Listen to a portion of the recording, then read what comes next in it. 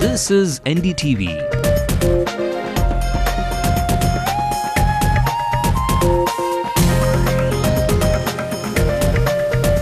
And you're watching NDTV Hindu.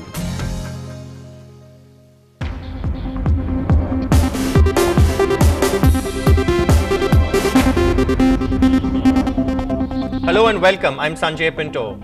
At a busy traffic signal, 4 drunk men kill a man in full public glare in Coimbatore. No one, not a soul intervenes, or protests, or shouts for help, or even rushes the victim to a hospital. Now cut to 2010 last year. A police sub-inspector is attacked by a gang in Tirunelveli, again in broad daylight. A minister's convoy was present. No one moved a finger, or maybe they did just that by calling an ambulance, but it was too late to save the officer who was crying for help, crying for his life. A few months after that incident, our very own camera person Devaraj was attacked near the court.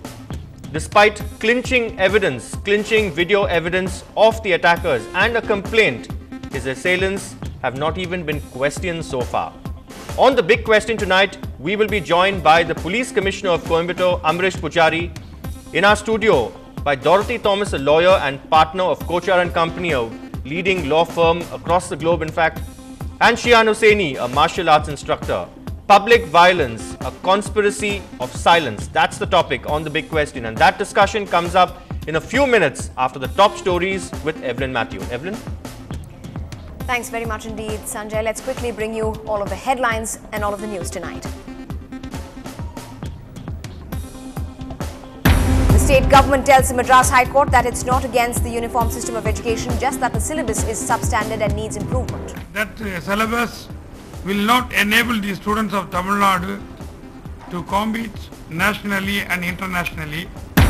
Taking the cue from Amma, the police cracked the whip on land grabbers, DMK partymen also under the scanner. After the price of sand is brought down, rates of bricks and crushed stone fall. Will the benefit trickle down to consumers? Once a hotbed of crime, Kannaginagar, Asia's biggest resettlement colony, gets the khaki touch. Will monitoring through CCTVs work here? 24 hours after the Mumbai blasts, cops in Chennai are still on their toes. Security stepped up at Chennai Central, the airports and public places. And DMK chief M. Karunanidhi calls the superstar Rajnikant and inquires about his health and treatment. Let's also bring you the national stories we're tracking at this hour. The Prime Minister and Sonia Gandhi are in Mumbai to meet blast victims. This even as the opposition says the government's policy failure is to blame. It's work as usual in terror-scarred Mumbai, but don't talk to us about resilience in spirit, say angry Mumbaikars. There were no prior intelligence inputs, admits the Home Minister, but not a failure of the agencies. And reacting to Chidambaram saying it wasn't an intelligence failure, Advani says the repeated attacks on Mumbai show a policy failure. Our top story, it's made parents wonder about the future of their children, taken people out to the streets in protest and gone to the courts even. But now, the uniform system of education will not be abandoned. That's what the Tamil Nadu government has said in detailed written submissions before the Madras High Court today in the common syllabus case.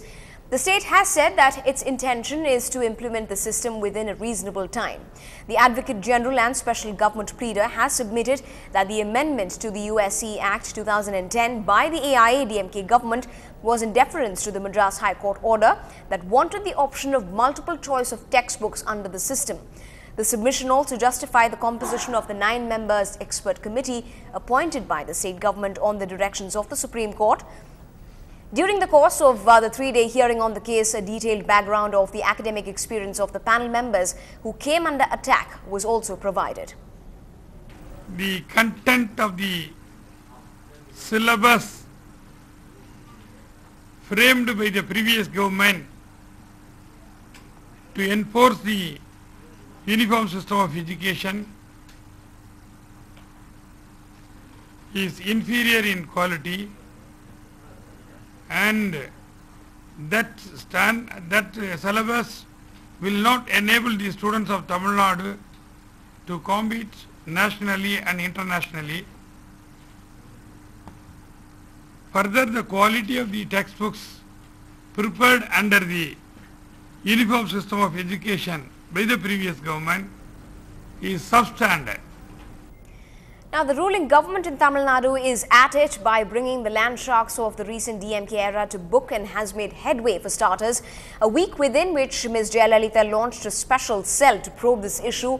Over 1,500 complaints were received by the state police and over 24 DMK men are already behind bars on land grab charges, and the party has vowed to fight the charges legally. Now, while the AIA-DMK regime is determined to retrieve the lands usurped during the previous regime and return them to original owners, the crackdown is also likely to hit the DMK's southern strongman MK Aragiri.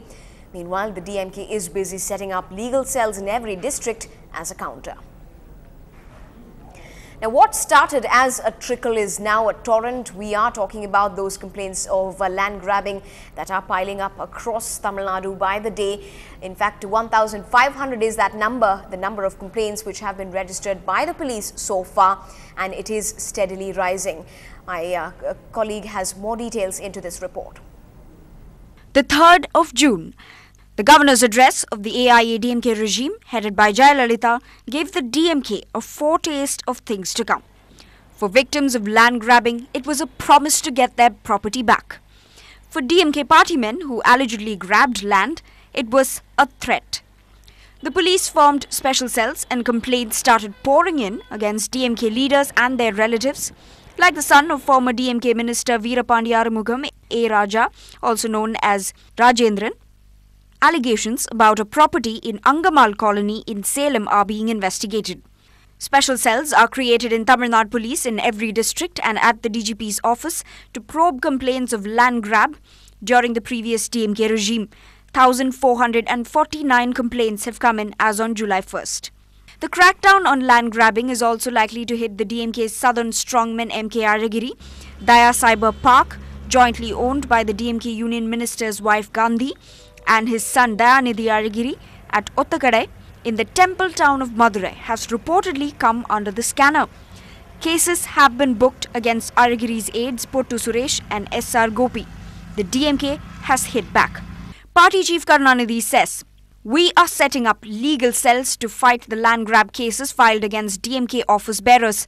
Tamil Nadu government should also probe land grab charges during the AIA-DMK regime of 2001 to 2006. Mid-level DMK functionaries too are facing the heat. Local body chief Mohammad Ibrahim, the DMK chairman of Kodaikanal municipality, has been arrested on land grabbing charges.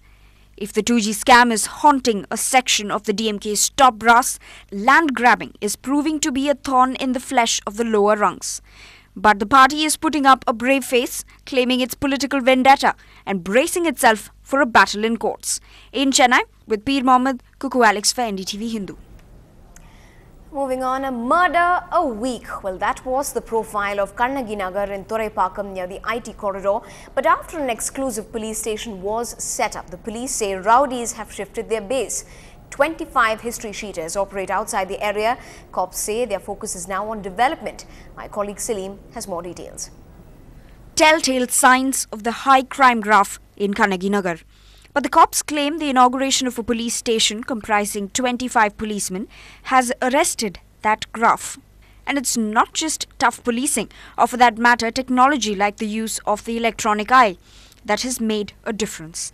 This tsunami resettlement, home to 15,000 families, has also seen a slew of welfare measures from education to employment to wean residents away from crime. The installation of CCTV cameras at various vantage points of the colony has received wide appreciation from the residents who feel the move will boost their security levels. The footage caught on the camera will be relayed through wireless systems on a live basis to the Kannagi Nagar police station, where it will be stored for a period of 1 month. What has raised the police antenna is that a few new residential projects in the vicinity are also underway.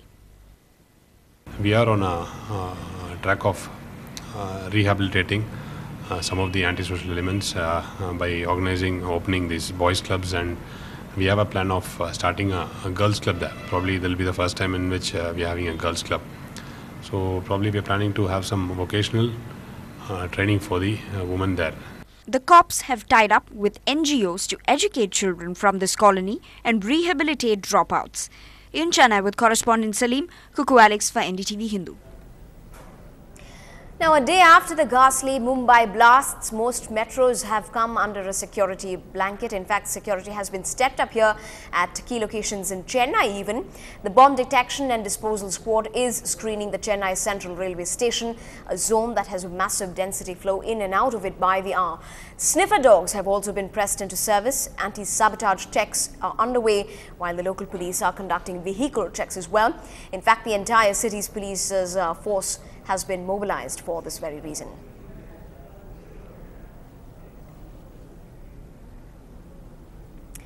When we return on the news tonight, our executive editor English News Sanjay Pinto brings you the big question tonight.